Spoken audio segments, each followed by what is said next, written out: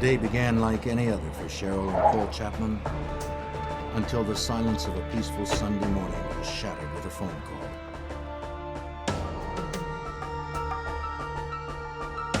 Cheryl's sister Nancy had not shown up for work, and several attempts to reach her by phone were unsuccessful. The Chapmans, sensing something must be wrong, Nancy? rushed to her apartment.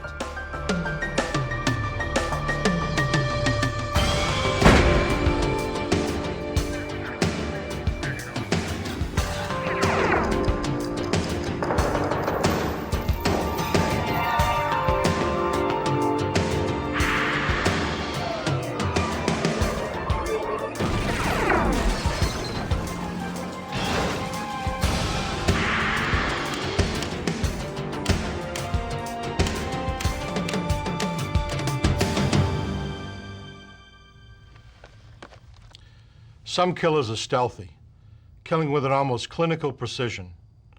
Others act on a violent impulse, saturating the crime scene with their rage. How a murderer behaves tells much about who he is. In 1987, the brutality of a triple homicide in Anchorage tested the mettle of even the most seasoned investigators. I'm Jim Kallstrom, former director of the FBI's New York office. When Nancy Newman and her 2 young daughters were found slain in their apartment, local law enforcement needed help. They called the FBI. At the crime scene, clues were everywhere, but seemed to lead nowhere. Agents knew that to crack this case, they need to somehow get inside the killer's mind.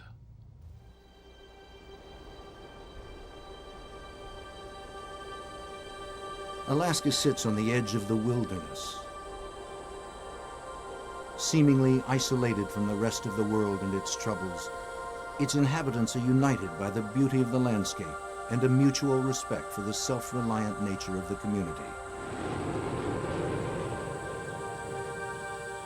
On the rocky coast of northern France, where the Atlantic Ocean crashes ashore, the villagers of Karnak wake up each day to a little.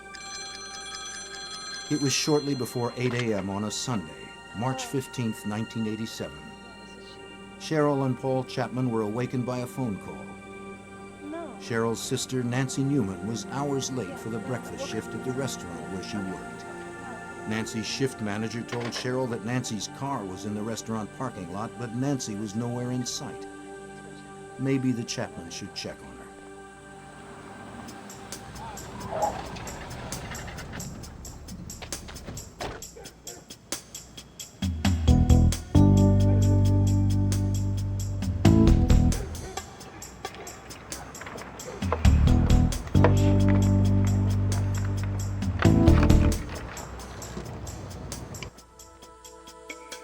From the moment Paul and Cheryl arrived at Nancy's apartment, they sensed something was wrong.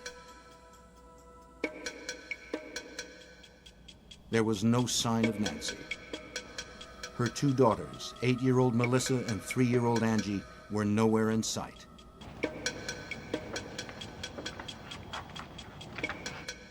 Coffee mugs from Cheryl's Friday night visit with her sister were still in the sink. The remains of breakfast had been left on the table.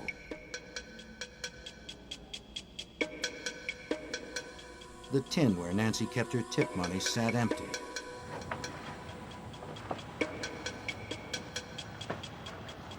And a brown cigarette butt, not a brand Nancy smoked, was in the ashtray.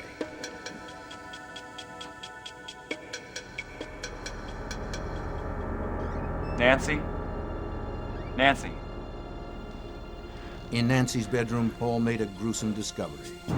He found Nancy lying beaten and lifeless on her bed. Paul rushed to the other bedrooms to find Nancy's 2 girls. To his horror, he found Melissa and Angie brutally murdered.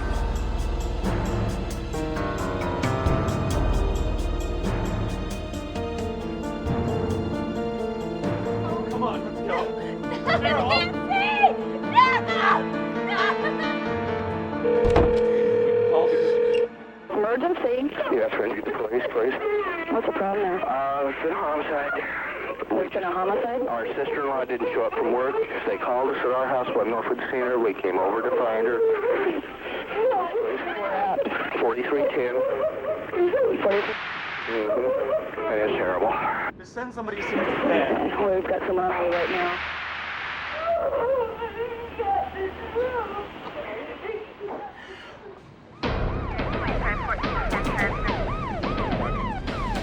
Contact 2 with your miss. Within minutes, the first Anchorage police officers arrived at the Newmans' apartment. Not wanting to disturb the crime scene, the officers secured the area and tried to calm the distraught family until the crime scene processing unit arrived.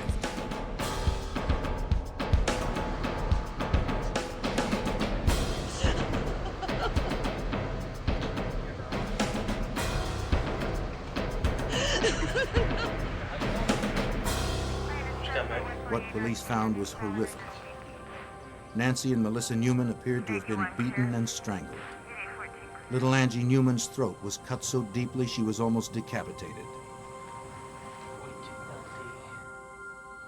Nice.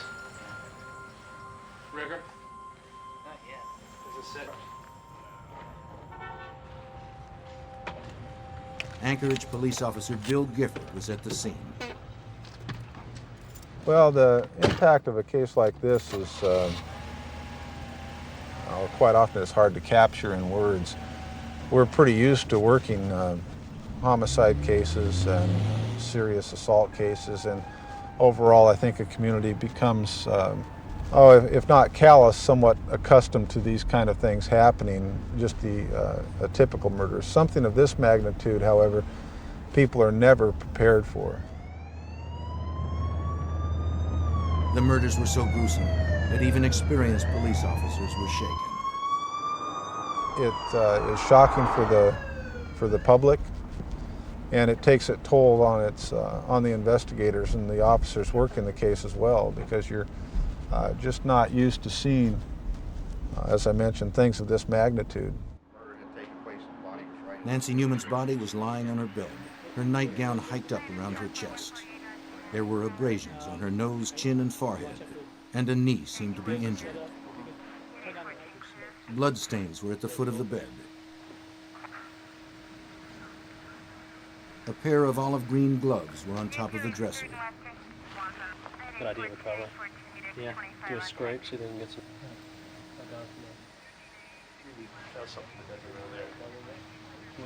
Down the hall, Melissa Newman was found on her back in the middle of her room. A bloody, twisted pillowcase under her neck. Another pillowcase had been used to tie her arms.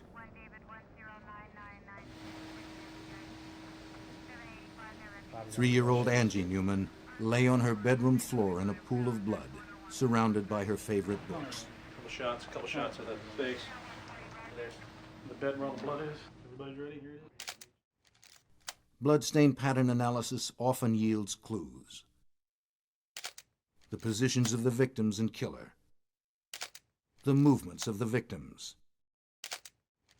And the number of blows struck can be reconstructed by an experienced examiner. In this particular case, it assisted us in establishing a sequence of events. Stains found on Nancy Newman's bed suggested that she and Melissa had been forced down the hall to her mother's room, where they were assaulted. And stains on the hallway carpeting indicated that Melissa was then returned to her room and killed there.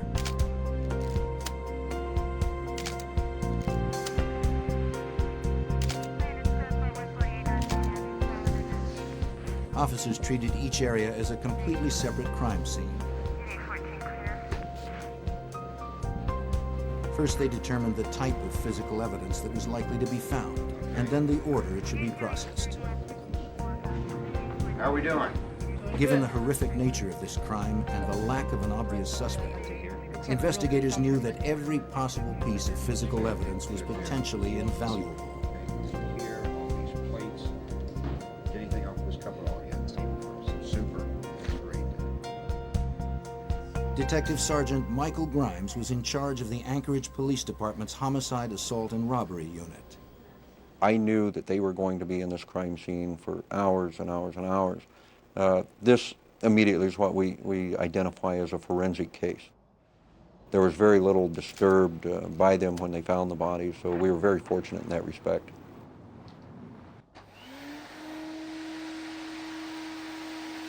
Investigators frequently find evidence in common household dirt. Sometimes hair and fibers buried in carpeting can be traced to a suspect. For thorough coverage, investigators broke each room into quadrants and vacuumed each section. To begin the painstaking task, investigators must first cordon off a 3-foot by 4-foot area of the room. The investigator uses an ordinary vacuum with a special filter attachment.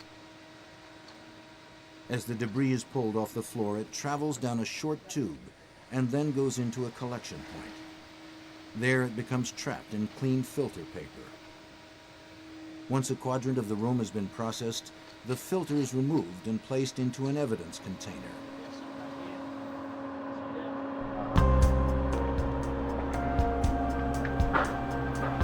Many minute hairs and fibers are missed by crime scene vacuumings. Therefore, a portable argon laser is used, which causes unseen hairs and fibers to fluoresce when exposed to the laser's light. Package that. Let's not lose any of this, okay? That's for sure. Got it.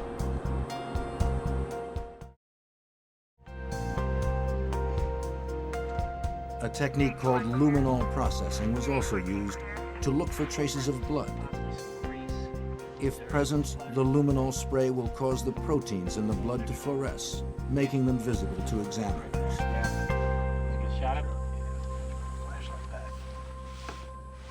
We were processing the scene and looking for invisible traces or invisible blood patterns. We found a luminescent impression that we were able to photograph. We also knew we had a knife missing out of the kitchen. We took one of those knives out of the knife set, and we found that matched in width and length to that of the luminol impression that we had. Go ahead and check the bathroom. The crime scene appearance suggested the murderer had taken the victims by surprise. Check this washcloth before we package it up, okay? Make sure there's nothing inside of it. It appeared that Newman's morning routine was suddenly interrupted, perhaps indicating that they knew the killer. Okay, excellent. Good job.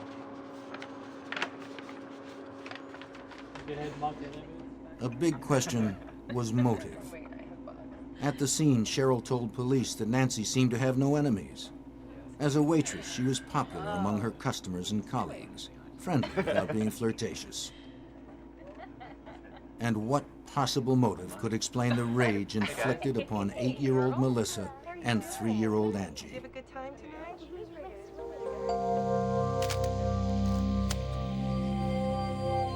Burglary was unlikely. It was obvious to investigators that the apartment had not been ransacked or otherwise disturbed.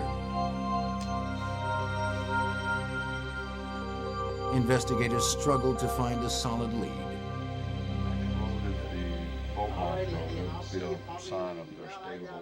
Detective Bill Reeder worked the case from the beginning.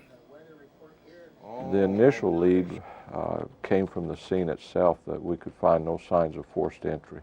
So that kind of leaned us toward looking at people that had access to the apartment or knew the victims. Immediately the questioning began. Neighbors, family and friends, anyone who may have had information.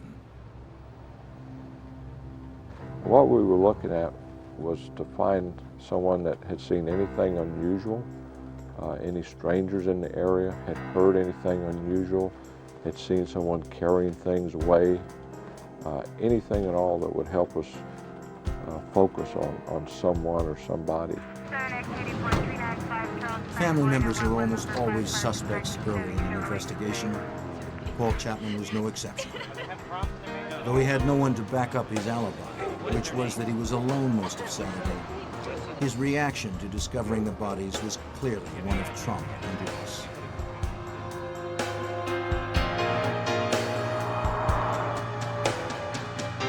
Investigators spoke with everyone close to the family. and learned that Nancy Newman was happily married to John Newman, the father of their 2 girls. He was a suspect, spouses usually are. But John Newman was in California training to be a locksmith at the time of the murders.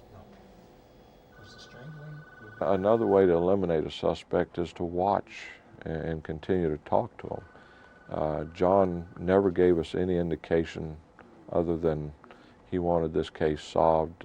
He was extremely distraught, gave all the signs that anybody would give under the circumstances. Because the Newmans lived in a multi-unit apartment complex, Detective Grimes knew that interviewing neighbors in the immediate area would be a daunting task. There was an apartment in a multi-unit apartment house, which was in a particular area of town that was surrounded by large multi-unit apartment houses, and we were looking at literally hundreds of dwellings in that area. The close-knit community of Anchorage was shocked by the brutality of the murders. Police investigators, having no experience with crimes this shocking, were asking the most frightening of all possible questions. Was a serial killer a possibility? Police felt pressured to work quickly. What kind of person would do this kind of crime? Was there significance in the way the people were murdered that could give us some kind of leads as to who we were looking for, or at least what type of person? And so immediately, I'd say within the first day or so, we were getting some help from the FBI. Investigators quickly realized they needed help in determining the type of individual responsible for the murders.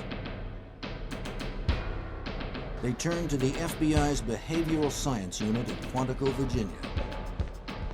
Special Agent Judd Ray received the call. As a profiler in the unit, Ray's job was to assist investigators in hunting down America's worst killers. To do that, Ray had to understand the workings of a killer's mind. We were looking at deeds and acts of individuals after it happened and trying to predict the kind of personality, if you will, a composite view of what kind of human being could have done it. Through detailed evaluations of crime scene photos and police reports, Ray provided investigators with a psychological portrait of the killer.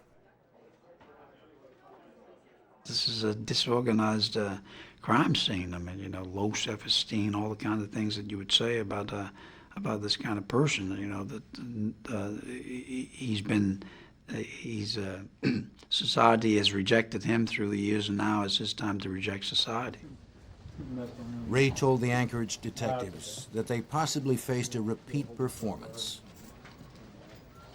This particular incident alarmed him so much, particularly with 3 victims at one time, 2 being children, that his opinion also, he said that we need to get something working on this right away, because it appears that this person's out of control, and there's the potential that he's going to be doing it again in the very near future. From the autopsy reports, investigators learned that Nancy and 8-year-old Melissa Newman had been sexually assaulted. Based on this information and characteristics of the crime, Ray concluded that this violent offender would have a history of sexual assault. He would be a white male in his early to mid-20s, an underachiever. Following Ray's conclusions, investigators began to narrow the range of possible suspects. Among them was a young man who had recently moved in a few doors down from the Newmans. Police also questioned Kirby Anthony, the 23-year-old nephew of John Newman.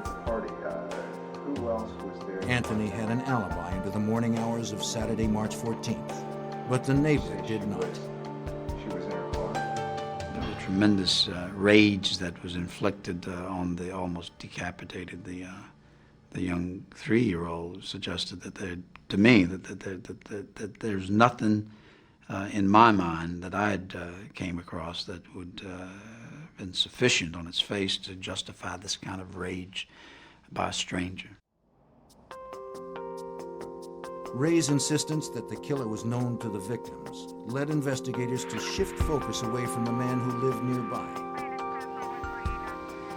Neighbors and friends of the Newmans confirmed the young man's claim that he had never met Nancy Newman or her children. Because I had talked about familiarity, somebody that's close to the family, somebody that knows her, that had some sort of relationship with her, perhaps even been rejected by her. They said, well, as a matter of fact, there's a nephew that comes to mind. As investigators continued questioning possible suspects, the volume of evidence that had been collected from the crime scene was taxing the limits of Alaska's state crime lab. Once again, Anchorage police turned to the FBI. The evidence was sent to the FBI's crime lab in Washington, D.C.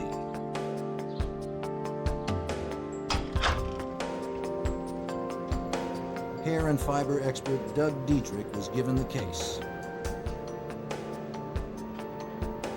Diedrich began by sorting through the evidence, searching for any link to a suspect. Hairs, fibers, glass particles, soil, paint chips, anything that may have been transferred during the killer's violent contact with his victims. Altogether, I believe I looked at over 300, close to 400 items of evidence from the crime scene, from the victims, from elimination samples from different people, both suspect and relatives and possible acquaintances. Fibers are unusually difficult to trace, and because no one knew what the killer was wearing during the murders, there was no basis in which to compare recovered fibers. The varieties that are out there are endless, so that when an individual in a case, for instance, who is wearing a particular type of clothing transfers fiber material, that evidence will be considered to be unique. Even though they may have made a number of garments of the same type, by the time it gets out into the public, this material is dispersed like a drop of oil in the ocean. It's there, but it's hard to find.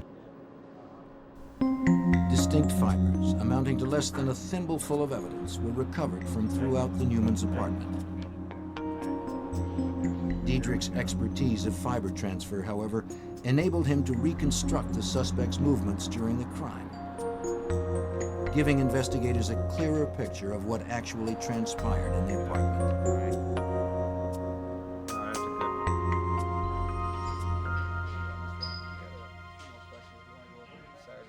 As Diedrich's analysis progressed, Anchorage police asked Kirby Anthony to come to the police department to give more detailed statements.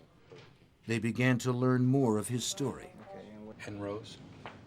Anthony and his girlfriend had moved from Twin Falls, Idaho to Anchorage 18 months earlier. Both had stayed at the Newmans for a while, but were asked to leave about the time they found jobs on a fishing boat.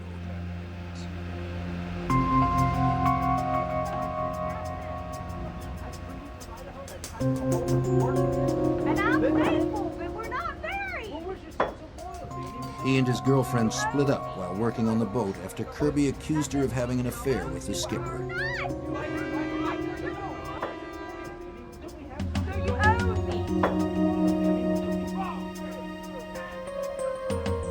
His mates described him as irrational and unstable after the breakup.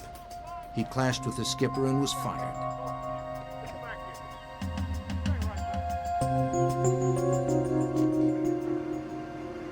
He returned to Anchorage alone on February 14th, 1987.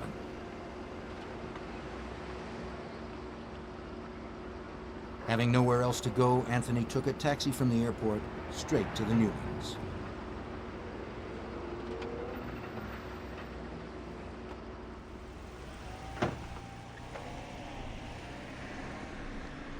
Through Cheryl Chapman's continued assistance, police learned that John Newman was upset over his nephew's return to the Newman household during his absence. At the same time, the situation was becoming increasingly uncomfortable for Nancy.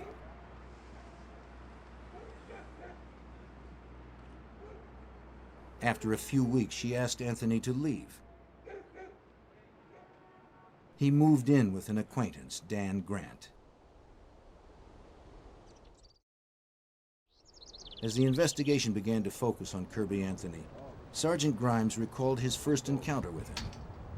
The day of the murders, Detective Grimes took on the task of notifying Anthony about the deaths. I told him that we had some bad news for him, that his aunt and her two little girls had been found dead just earlier that morning.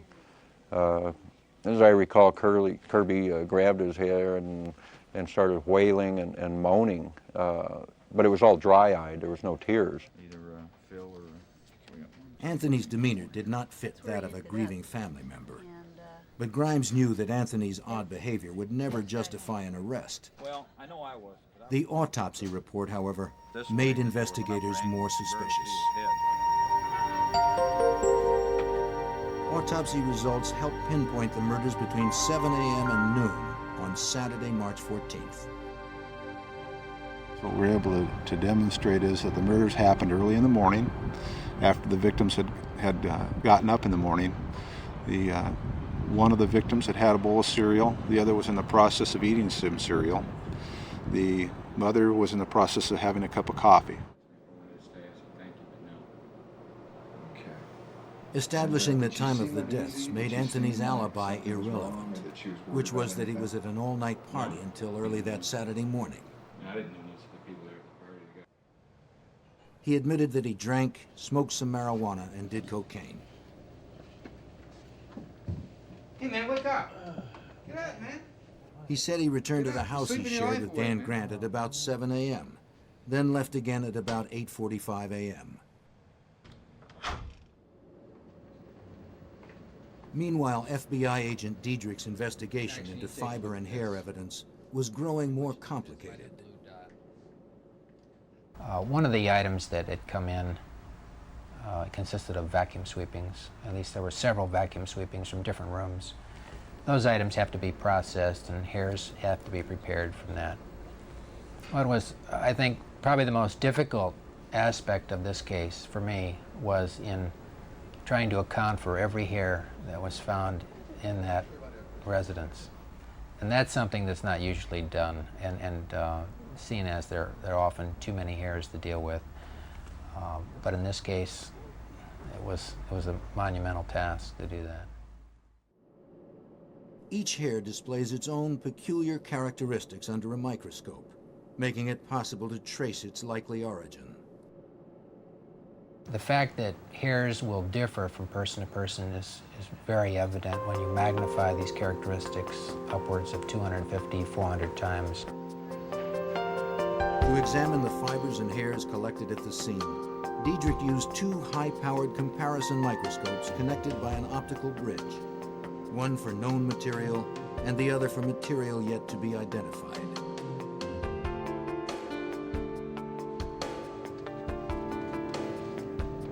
Because Anthony had lived with the Newmans for a while, his hair was likely to be in the apartment. That meant it was important to establish whether the trace hairs were old or recent. So Diedrich went through the contents of the vacuum used in the Newman household.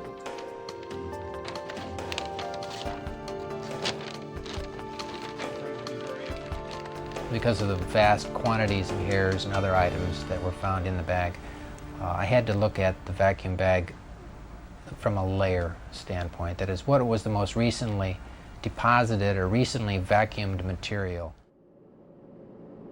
Since Kirby Anthony had denied being in the Newmans' apartment recently, it was imperative that Diedrich determine the condition of the hairs. The condition of the surface of hairs, the condition of the ends, the roots, will often indicate how long a hair may have been in a particular environment. Working his way through the layers of the Newmans' vacuum bag, Diedrich found some of the same types of hairs that did not appear to belong to any of the Newmans. These hairs had been recently deposited. In addition to the vacuum sweepings, unidentified pubic hairs were also found on the victims and inside their bedrooms. To determine the significance of these findings, Diedrich now wanted to know how hairs usually are transferred from one room to another. So he conducted his own experiment. It was a question as to how likely would it be to find somebody's hairs, say pubic hairs, in different areas of a home. So I designed a little experiment where I took a vacuum home, crime scene vacuum, to my house and vacuumed 4 bedrooms over a 2-week period, same time every day, just to see what types of hairs might be found. I was focusing mainly on pubic hairs. Diedrich preserved the material from every sweeping. He then compared the hairs from those sweepings with known hairs from himself. Diedrich was able to conclude that the hairs did migrate from room to room, mostly by sticking to socks or other clothing. The hairs deposited at the beginning of the experiment were deeper in the vacuum debris and therefore more damaged. The more recently deposited ones were not.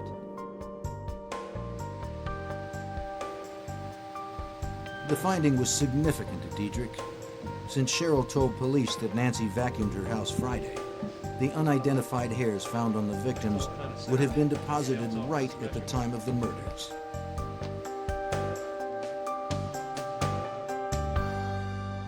Under microscopic scrutiny, an important piece of evidence was revealed.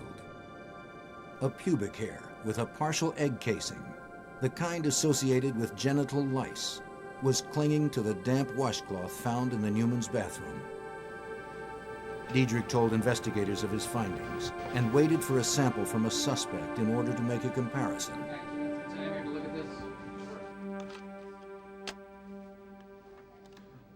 There were at least a half a dozen individuals who were considered prime suspects. Investigators received lists from the State Corrections Department of people recently released who had a history of sex crimes or violence. Some of them were living in the area close to the Newmans. To eliminate these individuals as suspects, each one was extensively questioned and all of their alibis were checked out.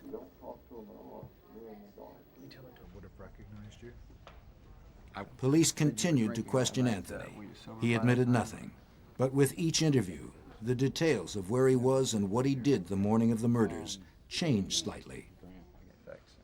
No, I'm still pretty wired. That was kind of an indicator of what we were going to be dealing with Kirby from the get-go, was these little lies that weren't necessary but were thrown out to us. Unaware of Diedrich's hair analysis, Anthony was asked by investigators to submit hair and blood samples. Wanting to appear cooperative, he voluntarily submitted the samples. They were rushed to Diedrich for comparison. The next day, Diedrich notified investigators that Anthony had pubic lice. Well, that was probably the most significant breakthrough. At that point, we could start focusing on Kirby as the suspect. When confronted with the evidence of the hair and egg casing on the washcloth, Anthony admitted that he did have lice. He said he had showered at the Newmans a week before the murders so as not to spread the pubic lice at Dan Grant's house. For Judd Ray, the dirty washcloth left at the crime scene told much about the suspect. The killer had cleaned himself at the murder scene. Why take the risk? Why not go home? It was obvious to me that he had to go somewhere where he couldn't go there all bloody, which sort of got into this guy's not a loner living alone somewhere. Ray's behavioral profile also predicted the killer would have been associated with a previous sexual assault. This prediction prompted investigators to look deeper into Kirby's past. They learned that Kirby Anthony had been the central suspect in an Idaho case that remains open to this day. The victim, a 12-year-old girl, suffered brain damage in the attack and was unable to testify. He had just previous to coming to Alaska, been the focus of police attention down there. They had some type of outdoor picnic outing, and There was a 12-year-old that was found in the woods. She had been strangled, unconscious, near death, and she had been sexually assaulted. Their investigation pointed right at Kirby Anthony. Ray also predicted the killer would want to appear cooperative with police. They told us that the suspect would interject himself into the investigation. He would call to find out what the evidence was showing, and Kirby started doing that. What investigators did not share with Anthony was that Diedrich's other hair comparisons were also pointing to Anthony. The pubic hair found on the washcloth was only one of many positive associations Diedrich was able to make between hairs found at the crime scene and those submitted by Anthony.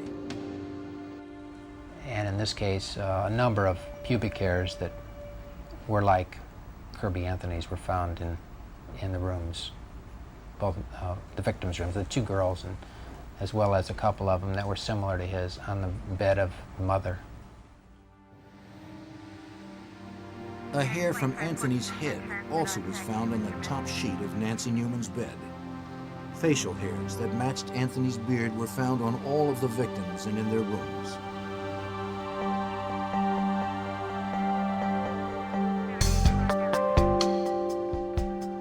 The vacuum sweepings from Melissa's room contained 9 of Anthony's pubic hairs.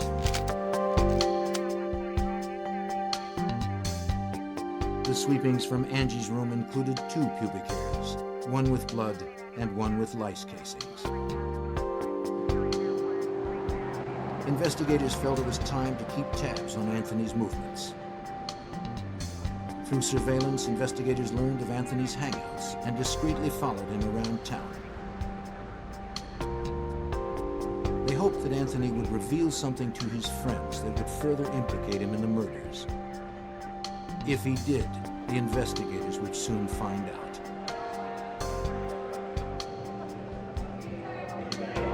The effort paid off. One of Anthony's acquaintances told investigators that he was writing poetry on napkins and passing the poems around the table.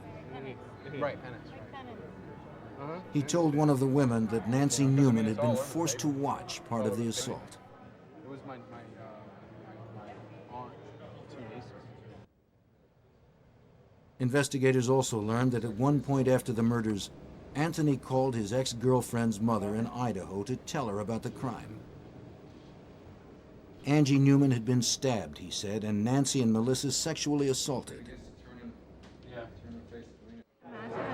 In both instances, the call to Idaho and the scene at the bar, Anthony could not yet have known about the details he described. You must have read a different article. The information had not been released by police to the press, nor had investigators mentioned it to Anthony during questioning. Pretty sick. I don't remember those details. You did?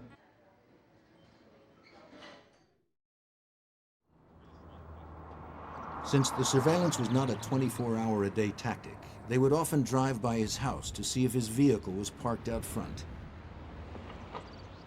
If he was home, investigators would often ask him to answer some questions.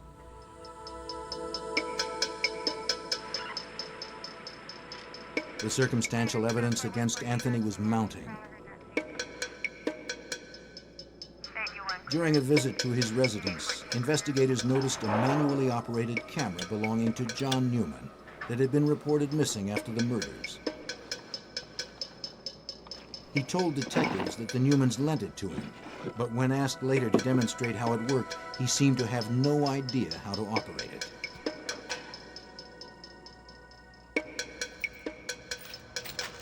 Another item missing from the Newman house seemed to be traceable to Anthony. The tip money missing from the cookie tin consisted only of coins.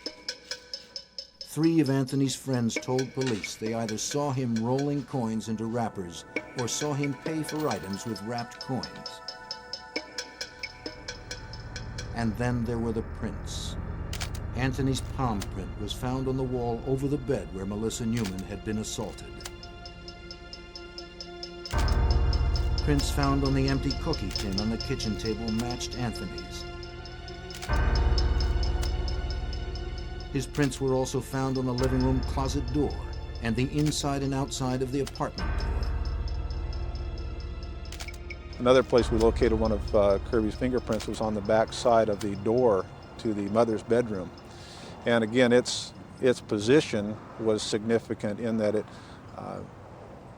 led us to believe that perhaps someone was trying to escape out of the room, and he already had some other trace evidence on his hand. He slammed the door shut, transferring not only his fingerprint, but some of the other trace evidence that was found in the scene. The evidence was overwhelming. Every suspect in the month-long investigation had ultimately been cleared, except Kirby Anthony. Appreciate that. When you got home, was there anyone there? For investigators, it was time to obtain an arrest warrant. And when you got home? Judd Ray had previously cautioned investigators that the killer might try to flee if the pressure became too much. The increasing intensity of police questioning had made Anthony nervous.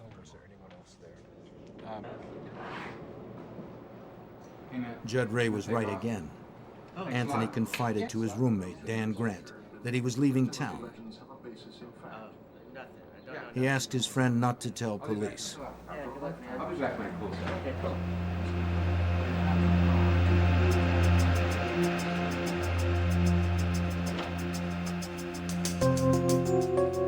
Grant was afraid to contact Anchorage police because of Anthony's notorious temper. Second precinct task. Nonetheless, he did finally call them 7 hours later. Okay. Anthony was heading to the Canadian border, an 8-hour drive away, and he had a 7-hour head start.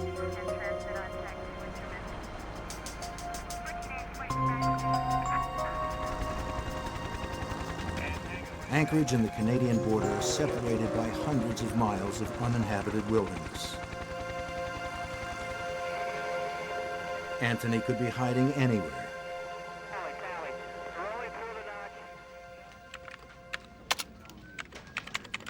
Anchorage police quickly contacted U.S. Customs at the Alaska-Canada border. They described Anthony and his vehicle and told the custom official that Anthony was a suspect in a triple homicide. They were hoping he was on his way.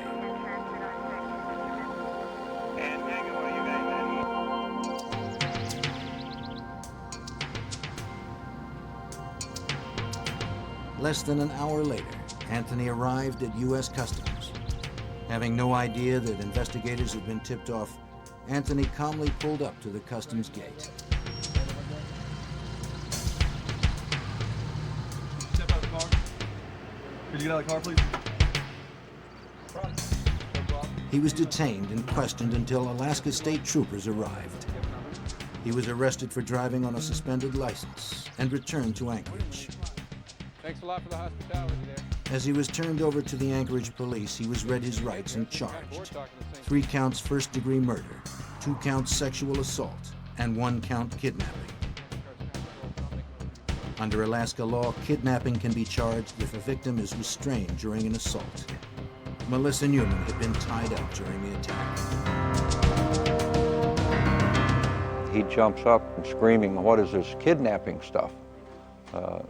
Which struck us as odd because here he was charged with 3 counts of murder and 2 counts of sexual assault, and he's screaming about the kidnapping charge. By this time, the forensic evidence was complete enough that police believed they could reconstruct how Angie, Melissa, and Nancy were brutally murdered.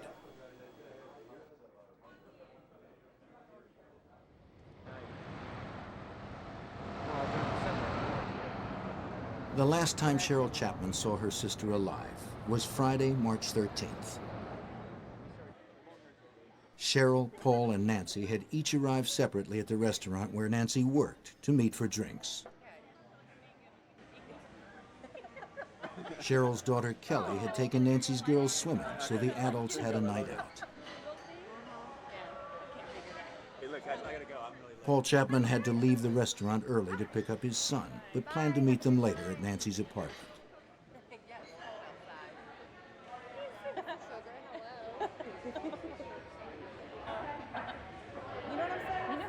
As they were leaving, Cheryl suggested that Nancy leave her car at the restaurant and ride home with her.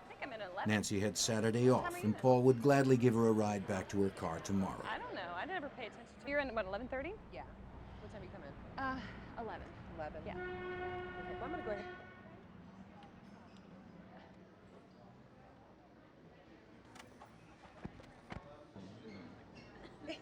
Cheryl, Paul, and Nancy all ended up at the Newmans' apartment to wait for Kelly and the girls. You don't see me every day. They sat, laughing and talking, until about 9:45 when the girls came home.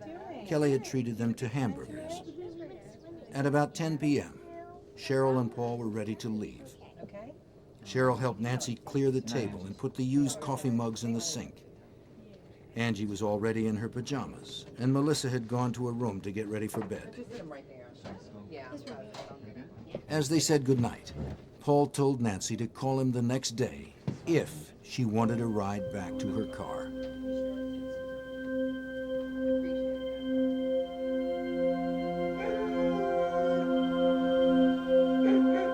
Sometime between 7 a.m. and noon on Saturday, March 14th, Kirby Anthony arrived at the Newmans' apartment. Kirby Anthony is the only person who knows what happened next. Perhaps Nancy refused to lend him money. Perhaps she refused a sexual advance. Perhaps she ordered him out of the apartment.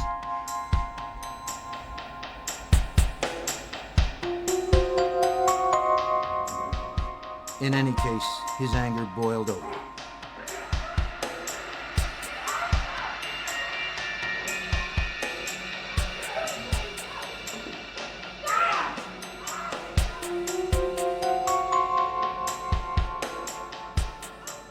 Evidence indicated that part of the assault on Melissa occurred in her mother's room. Both would have had to have been restrained, and their bodies did show signs of having been bound. We are able to show through serological findings that Melissa, the 8-year-old, had been assaulted in the mother's bedroom and that she had crossed the bed and was actively bleeding at the time. And then she is subdued somehow and held in a position in that room for a period of time.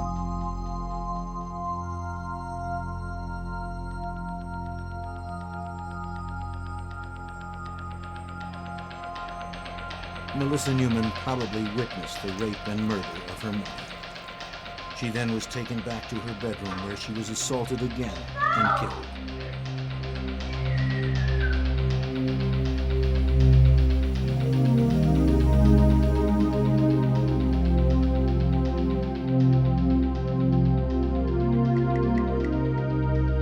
The knife used to kill little Angie was never recovered.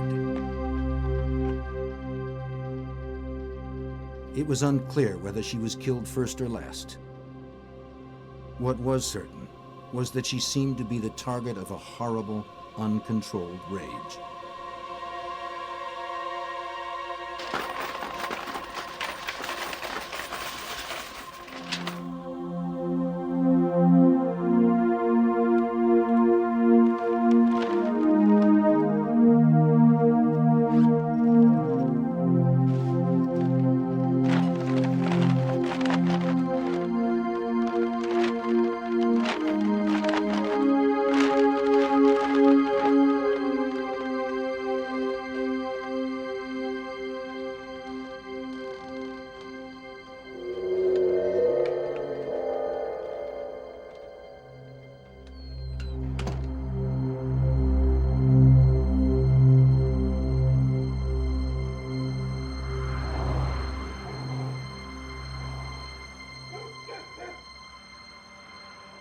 Nancy Newman did not call Paul Chapman the next day for a ride to her car, nor did she answer the phone when her sister tried to reach her repeatedly.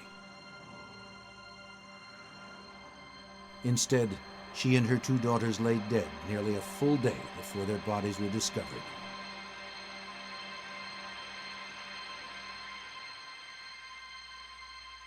The particular grudge against Angie may have grown out of the few times that Anthony babysat the girls. Reportedly, he had called her a tyrant. But for those close to the victims, and for investigators working the case, nothing could explain Kirby Anthony's savagery. I don't really think that you could isolate any one thing that would cause a man to fly into the homicidal rage like Kirby Anthony did. Yeah, for the most part, you know, I don't think that Kirby Anthony could even tell you why he would do something like that.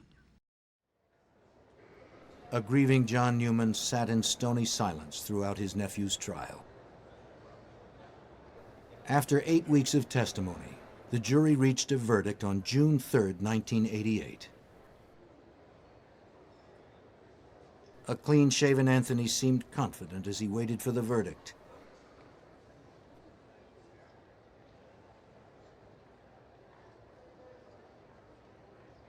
As each guilty verdict was read, Anthony's composure disintegrated until finally it shattered completely. He was sentenced to 357 years for his crimes.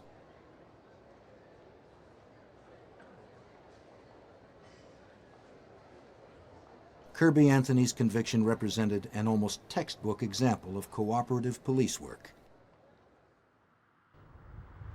Anchorage police provided the FBI with evidence collected from a meticulously preserved crime scene. Oh, yeah? Doug Diedrich carefully analyzed the hairs and fibers and anticipated Kirby Anthony's excuses, conducting his own home experiment to refute them. Judd Ray helped police stay several steps ahead of Anthony's thoughts and actions. And for the first time, testimony of an FBI profiler was accepted in court. It was a good case to test the waters in terms of whether or not this was going to be accepted in our judicial system.